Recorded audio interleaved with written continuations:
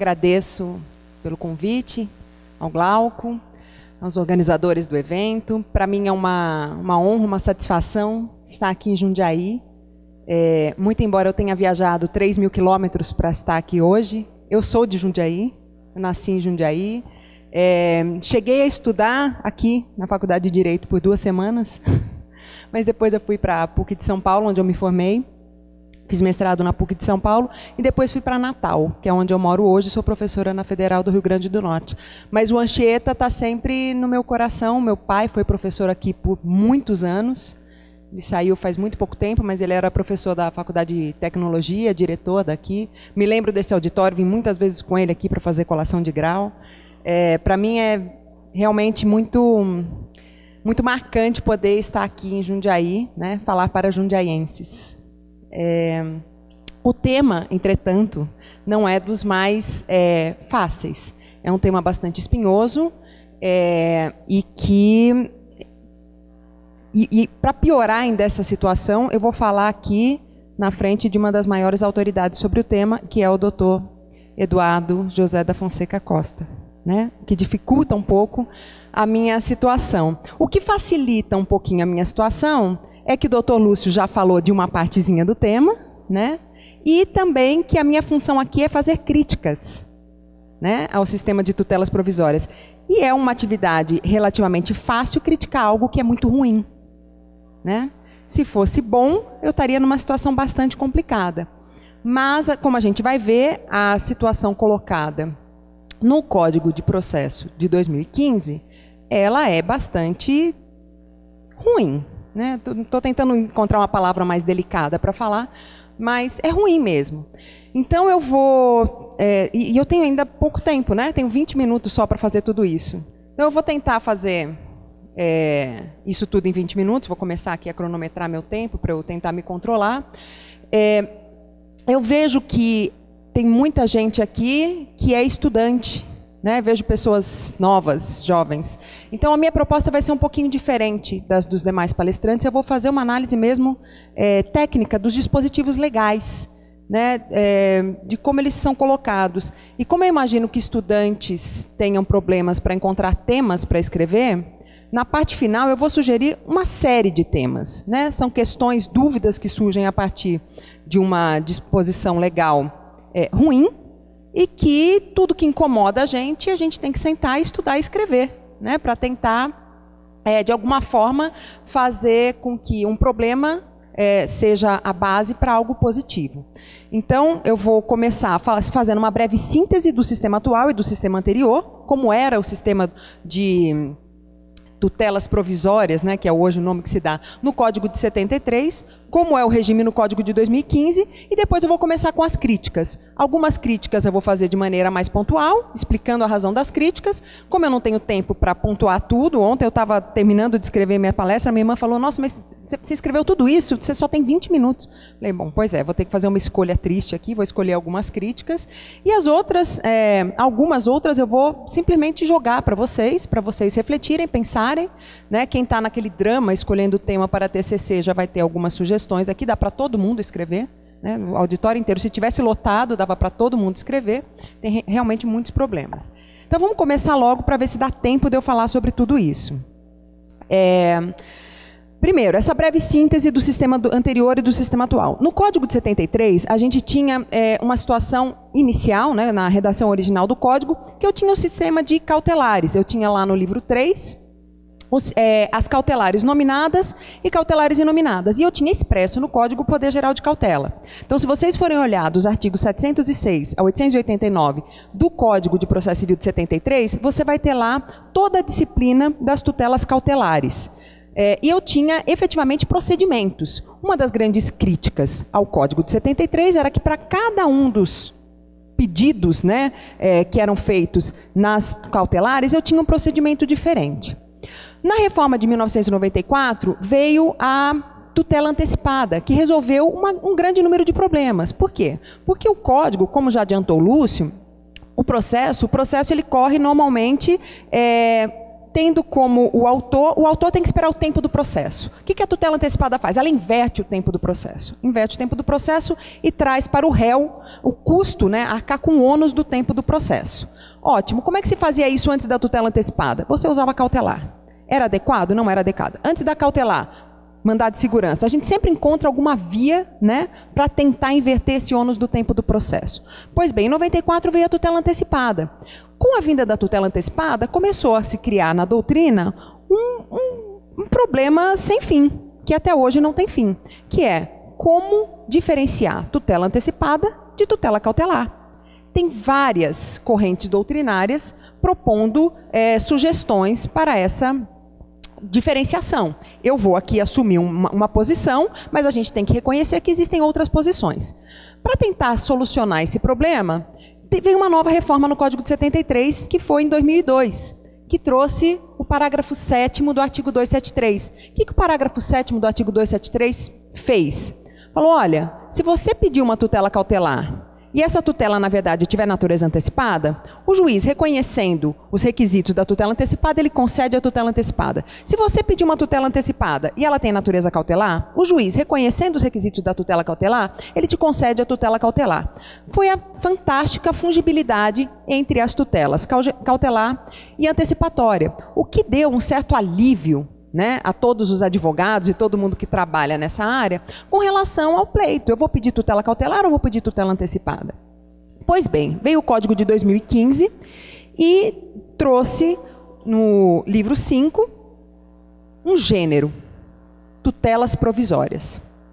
Esse gênero dividido em duas espécies, tutelas de urgência, tutelas de evidência.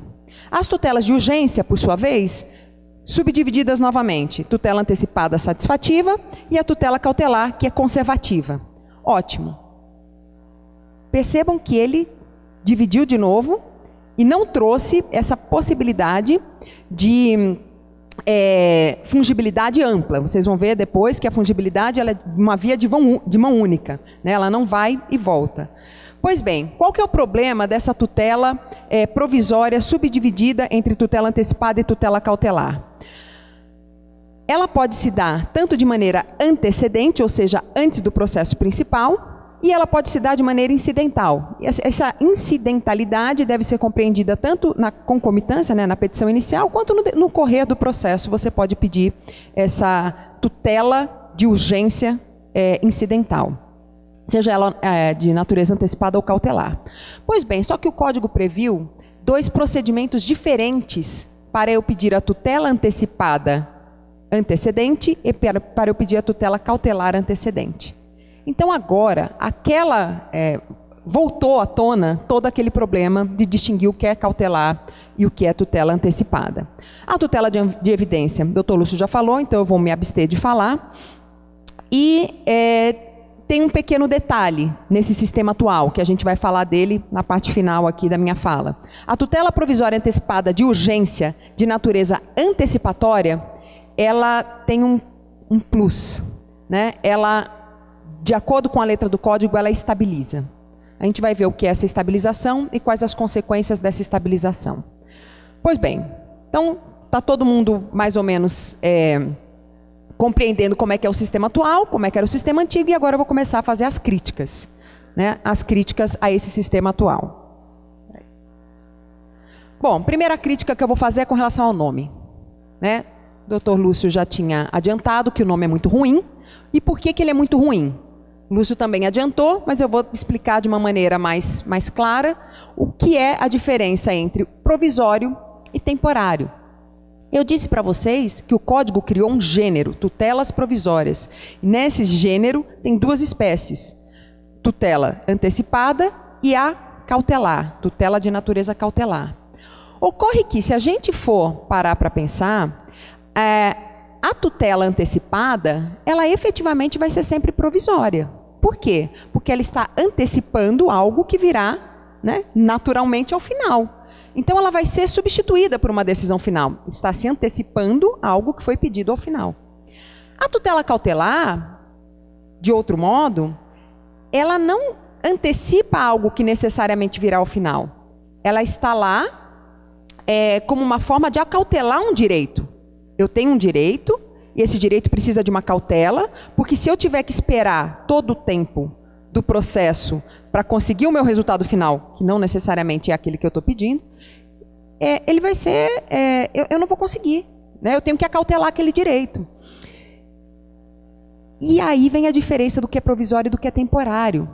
A cautela, ela é temporária. Por que ela é temporária? Porque ela dura o tempo necessário para acautelar aquele direito. O Serpa Lopes, ele dá um exemplo que retrata bem essa diferença entre o que é temporário e o que é provisório. Quando se está construindo um prédio, ele fala, você coloca o andaime na frente. O andaime, ele é necessário para você conseguir construir o prédio. Mas ele vai ficar lá para sempre? Ele não fica lá para sempre. Ele é temporário. Temporário é o contrário de definitivo. Porém, a hora que eu termino o prédio, ele sai. Então ele foi eterno ali enquanto ele durou. Como aí o Fred DJ que faz, né, essa brincadeirinha com o eterno enquanto dure. Eu amo meu marido enquanto durar, né? Mas enquanto dura é eterno, não vai ser substituído por outro, né? Enquanto dura é eterno. Então ele não vai ser substituído. O andaime não vai ser substituído. Ele está lá. Ele não é ele é temporário, mas ele não é provisório. Diferente é, por exemplo, a sua moradia. Você vai ter uma moradia provisória enquanto o prédio não ficar pronto. Isso é provisório. Que nem quando você vai fazer um tratamento dentário, né, o dentista bota lá o seu provisório. Ele fala, vai ficar aqui com o provisório. Por que ele é provisório? Porque ele vai ser substituído por um definitivo. A hora que o prédio termina, o prédio ele é definitivo. Mas enquanto o andaime for necessário, ele vai estar lá. E mesmo depois que o prédio esteja pronto, eventualmente eu vou precisar do andaime lá.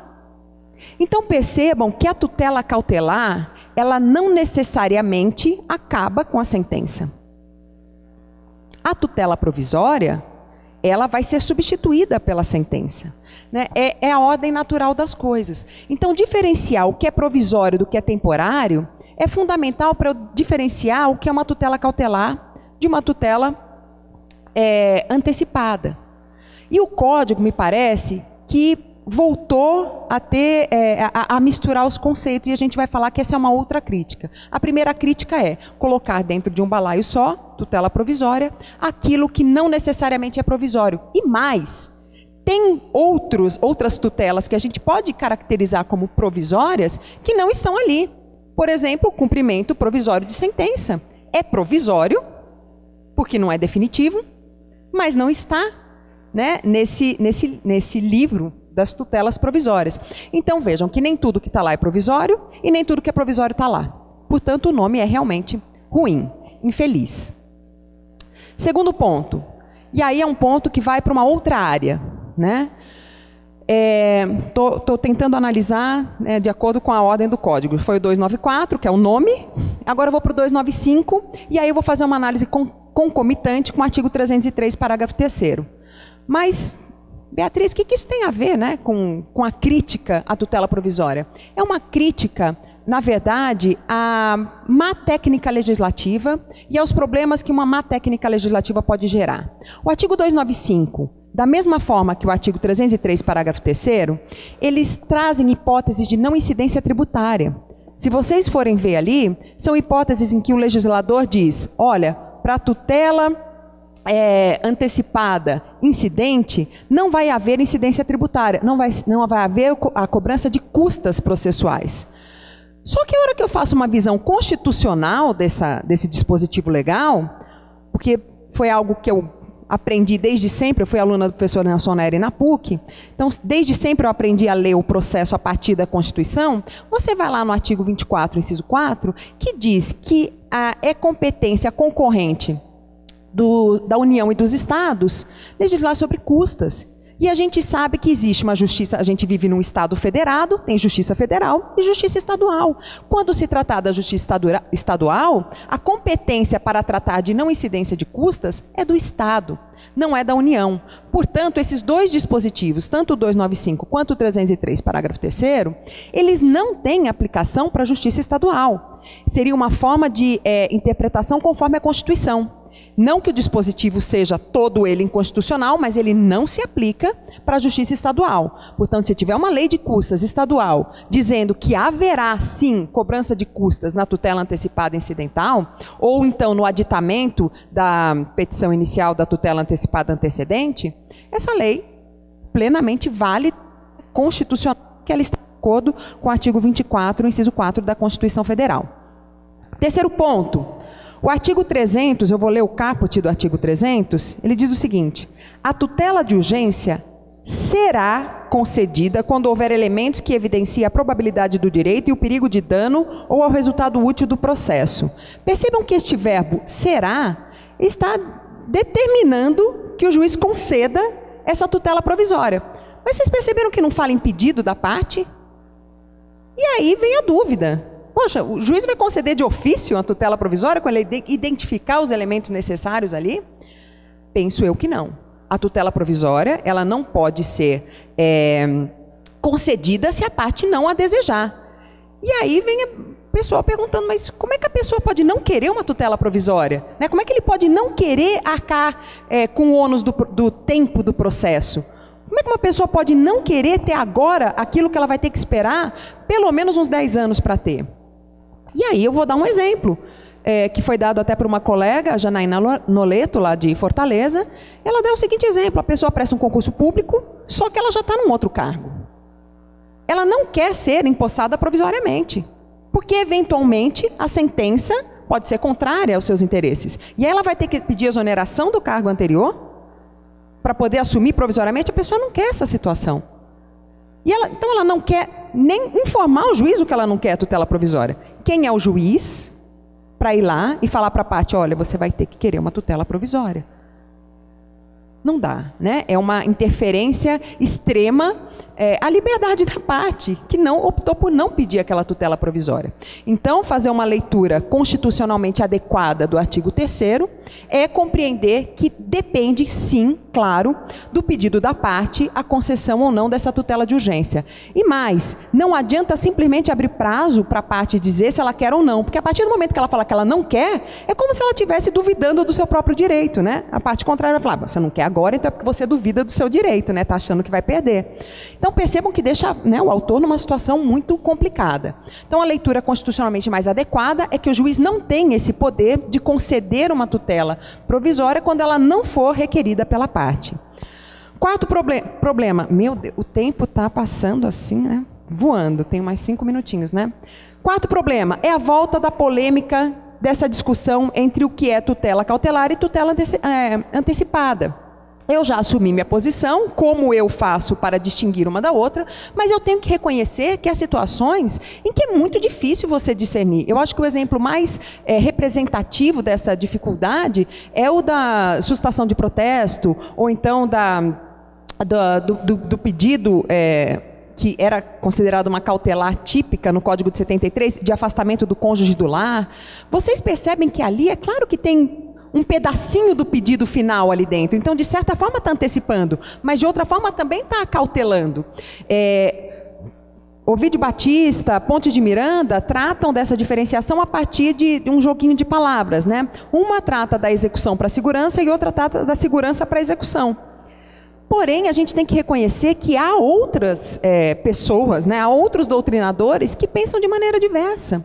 E com essa diferenciação de regime, de procedimento e de consequências para a tutela antecedente de natureza cautelar e a tutela antecedente de natureza antecipatória, essa distinção vai ter que ser feita em algum momento. E esse é um problema. Mais uma crítica que eu faço a essa redação dos artigos 303 e 304, especificamente nesse caso, e da colocação de todo mundo num balaio só.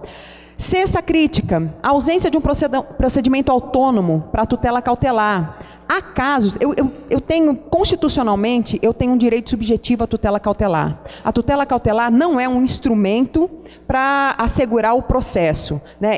Essa ideia de instrumentalismo da tutela cautelar já caiu na Itália em 2005, na doutrina já estava quase que Não, tudo bem. Tem gente que acha ainda que a tutela cautelar é instrumental, né? Mas tem, né, os estudos vão avançando e a gente vai chegando à conclusão que eu tenho mesmo um direito subjetivo a essa cautelaridade, que está lá no artigo 5º, inciso 35. Pois bem, a partir do momento que eu não tenho um procedimento específico para pedir unicamente a tutela cautelar, eu não tenho como efetivar alguns direitos. Vejam que existem tutelas que são eminentemente preventivas e que não dependem de um processo posterior. Eu vou dar um exemplo aqui que é trazido pelo professor Ovídio Batista, que é sobre o pedido de vistoria do locatário ad perpetuam rei memoriam. Ou seja, ele não tem uma perspectiva ainda de entrar com uma ação contra o locador, mas ele quer pura e simplesmente se resguardar. É uma tutela cautelar preventiva. E hoje, eu não tenho um procedimento para fazer isso. Porque o procedimento que eu tenho, ele está necessariamente vinculado com uma ação principal.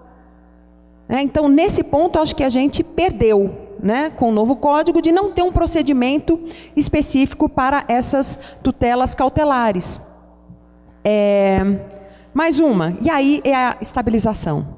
Gente, com relação à estabilização da tutela, eu vou jogar aqui para você, eu não tenho mais tempo para falar, eu até ia falar de alguns problemas, mas eu tenho 1 minuto e 15 segundos, então eu vou tentar, de alguma maneira, sintetizar as críticas com relação a essa estabilização da tutela. Quem está procurando o tema para TCC, senta e anota, porque eu vou falar inúmeros problemas aqui que podem ser gerados. Primeiro, quais são os requisitos para que essa tutela estabilize? Eu preciso pedir que ela estabilize? Tem gente dizendo que sim, com base no 303, parágrafo 5º. O aditamento da inicial, ele é um requisito para a estabilização ou ele impede a estabilização? Explico por quê. Se eu adito a inicial, significa que eu quero que o processo continue. Essa é uma interpretação possível. Agora, o código me diz que se eu não aditar a inicial e a parte contrária recorrer, o meu processo vai ser extinto sem análise de mérito. E vejam que eu tenho a questão do prazo. O prazo para aditamento da inicial começa a contar da minha intimação. Eu, autor, já tenho advogado nos autos. Eu vou ser intimada a partir da intimação do meu advogado. O réu vai ser citado para que, né, cumpra a inicial. 203, inciso 1. O prazo dele vai começar a contar da juntada aos autos do AR. Então, de uma maneira lógica, o meu prazo vai começar a contar antes do que o dele. E aí tem gente que fala, não, mas aí o juiz pode dar mais do que 15 dias para o aditamento da inicial. Fico me perguntando se o juiz não deveria sempre condicionar o início do prazo para o aditamento da inicial ao final do prazo para o recurso da parte contrária. Talvez fosse mais lógico. Não vou ter tempo aqui para desenvolver melhor essa ideia. O que impede a estabilização? É somente o agravo de instrumento? O artigo 304, caput, fala que é o recurso cabível. O recurso cabível dessa decisão é o agravo de instrumento, mas também cabe embargo de declaração. Embargo de declaração, então, vai ser suficiente para não estabilizar a tutela? Alguma outra atitude do réu é suficiente para não estabilizar a tutela? Se o réu resolver fazer um pedido de reconsideração, qualquer outra manifestação do réu no processo é suficiente para não estabilizar a tutela? Essa decisão do parágrafo 1º do artigo 304, que fala que o juiz vai extinguir o processo se não tiver esse recurso, né, do réu, que vai estabilizar essa tutela provisória. Que decisão é essa? Ela é uma decisão interlocutória ou é uma sentença? Tendo a achar que é uma sentença, porque está extinguindo o processo, e o que o extingue o processo é sentença. Se é sentença de mérito ou ela é uma sentença terminativa? Sem mérito. Tendo a achar que é uma sentença sem mérito, mas há quem defenda que é sentença de mérito. Salvo engano, Roberto Gouveia defende isso. Se ele é sentença, contra ela cabe apelação? Se cabe apelação, essa apelação é suficiente para desestabilizar essa tutela estabilizada? Se não cabe apelação, não cabe por quê? Vou parar. Só vou jogar mais algumas questões aqui. Outras questões advindas dessa estabilização. Vou fazer as perguntas agora e não vou nem explicar das perguntas. Cabe estabilização nos procedimentos especiais? Cabe estabilização na Justiça do Trabalho? Cabe estabilização no mandado de segurança? Cabe estabilização nos juizados especiais? Cabe estabilização da tutela contra a Fazenda Pública? Se cabe estabilização contra a tutela contra a Fazenda Pública, deve ter o reexame necessário? Se deve ter o reexame necessário, ele é só durante esses 2 anos ou ele é depois dos 2 anos que tem a tal da superestabilização? Cabe estabilização, cabe interpretação extensiva da estabilização, ou seja, posso usar para tutela de evidência também. Estabiliza a decisão contra o réu revel. A ação do artigo 304 torna provisória a tutela que antes era estabilizada. Cabe condenação em honorários nessa decisão que extingue o processo de estabilização. Se cabe condenação em honorários, se eu posso usar essa técnica de diminuição dos honorários, já que essa estabilização seria uma técnica de monitorização da decisão, então eu posso diminuir os honorários para 5% e não ter incidência de custas. Vocês veem que são inúmeras questões. Aqui eu selecionei para tentar fazer dar tempo. Só para terminar, eu peço 1 minuto, só para dizer, a Amanda, quando ela falou, ela disse que ela se transformou em garantista depois de um evento que ela foi na Argentina, na cidade de Azul.